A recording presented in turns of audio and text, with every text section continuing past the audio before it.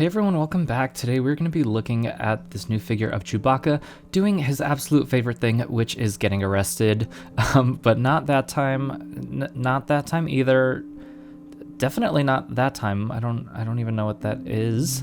But from this time in Return of the Jedi in Jabba's palace, of course. The figure is in this vintage Return of the Jedi packaging. The photo is interesting because he is outdoors here, but it looks like he still has that chain. I don't know the source of that photo, but I guess it makes more sense in using one of the photos from inside because it is so dark. We also see the other 5 figures in this particular wave of the Return of the Jedi 40th anniversary figures. But this is the only one that I'm going to be picking up because I already have the other ones. I'm going to give you a little tip. If you have these vintage card backs and you take a lighter, then you can just rip the bubble right off, and then you can use the lighter and the card back to start your fireplace around the holidays.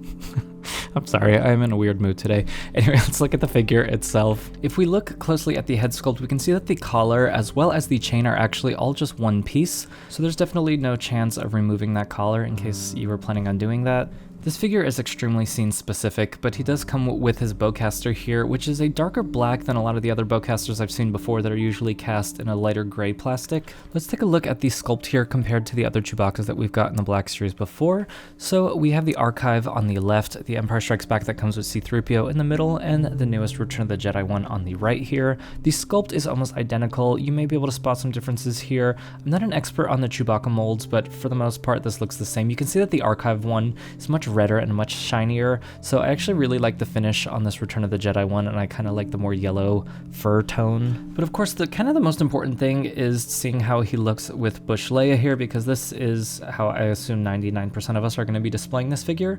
And I was honestly really disappointed to see that the ring is too small to fit over her fingers here, and the chain is just like pretty short. I feel like if you look at the movie, she's got a nice grip on the circle part of the chain there, and the chain is just long enough to reach Chewie's waist, and here it is just slightly too short and too small to fit over her fingers. And like, that's the one thing that this figure really needs to be able to do, considering that this is so scene specific.